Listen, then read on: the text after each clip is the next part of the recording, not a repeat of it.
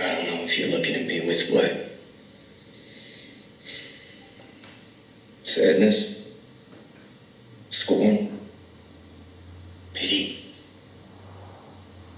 Love? Maybe it's just indifference. I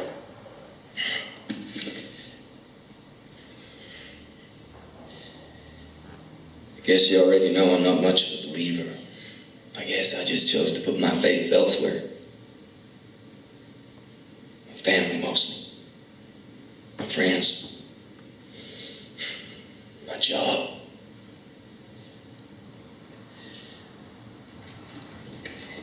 The thing is,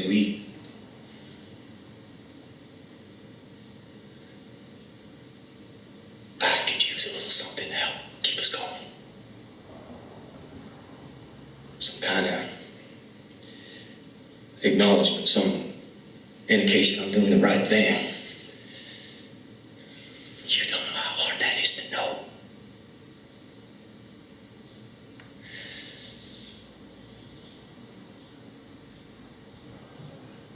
Well, maybe you do.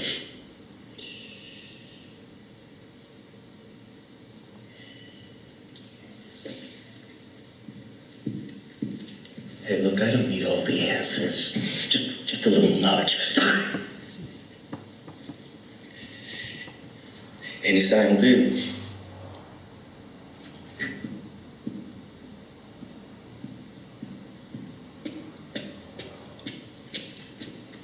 Get what you needed? Guess I'll find out.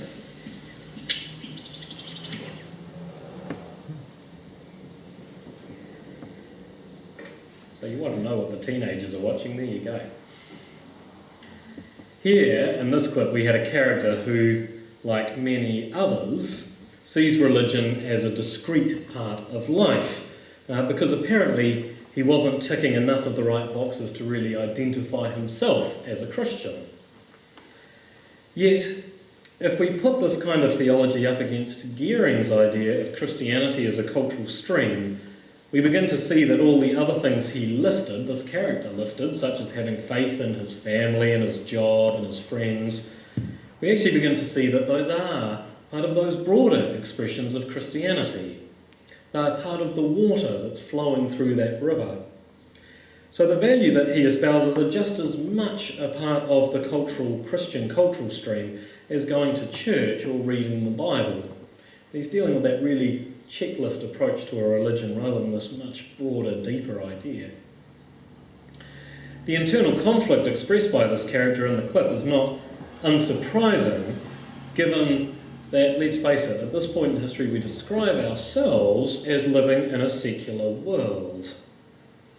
Again, there are many people who talk about the secular and the sacred as being at odds with each other.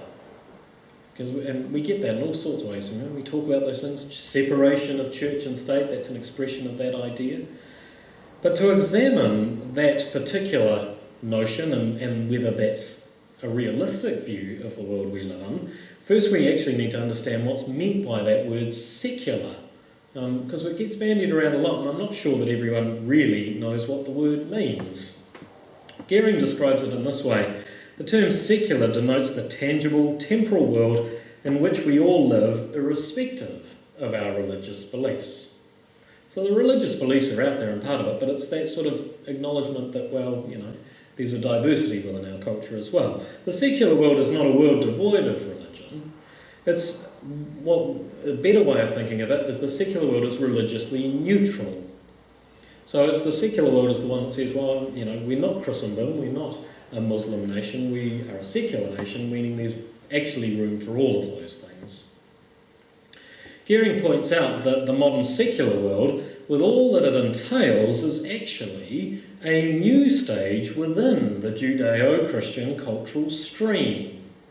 He would liken this, for example, early in our history, we have a big development where Jewish Christianity, which is where Christianity began as part of the Jewish culture and religion, actually then steps in and becomes Gentile Christianity. It becomes much broader. In the same way, he's saying Christianity today is actually giving way to this secular idea. So it's actually come from us. It's flowed out of what Christianity was about. So he argues that it was the work of Christians who are typically on the margins of our religious group who have given rise to the development of secular ideals. And he traces a little bit of a history. For example, Francis of Assisi. Now, not lots of us would necessarily think of Francis as sort of a secular, spiritual person, but he was instrumental in reversing Christian attitudes that devalued nature. Instead, and his major influence on us as an entire religion was that he moved Christianity towards appreciating the world in its entirety. So that's a huge development that he almost single-handedly brought about. So that thing of going, nature is something that we're in conflict with, the world must be brought to heel, it must be, we need to dominate it and conquer over it.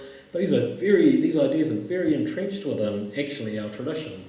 But here you are, Francis is a person who starts saying, no, there's a reverence of nature, God is found in nature, God cares for the birds, and all of that stuff starts having this initial influence.